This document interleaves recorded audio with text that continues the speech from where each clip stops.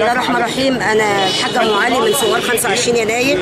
انا مشاركه النهارده حفاظا على بلدي، على زراعه بلدي، على صناعه بلدي.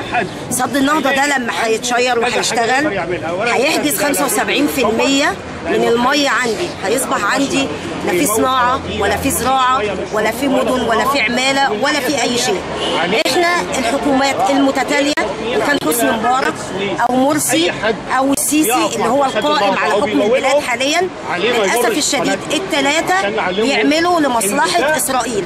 لان سد النهضه ده اثيوبيا هتزرع لمصلحه اسرائيل، فاصبح الزراعه عندي هتتضرر يعني حوالي 80%. لما احنا دلوقتي ولسه السد ما اشتغلش، شوف غلو الاسعار، شوف الدنيا عامله ازاي، شوف الزراعه، شوف الاراضي المهمشه من قله الميه. امال لما السد يبتدي يشتغل وتبتدي اثيوبيا تزرع واسرائيل تستثمر في اثيوبيا، احنا الوضع عندنا هيبقى عامل ازاي؟ ايه اللي حضرتك بتطلبيه طيب دلوقتي؟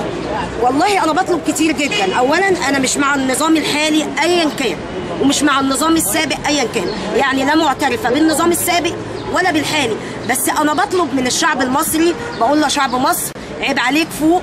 هم عرفوا يوصلوا لك ان نظام مرسي اللي احنا عزلناه بثوره او من غير ثوره، عزلناه بموجه شعبيه من ثوره 25 يناير، وصل لدماغك ان هو السبب في سد النهضه، وهو اللي باع نقطه الميه في سد النهضه، فانت نزلت ضده. فانا بقول لك انت مستني ايه يا شعب مصر؟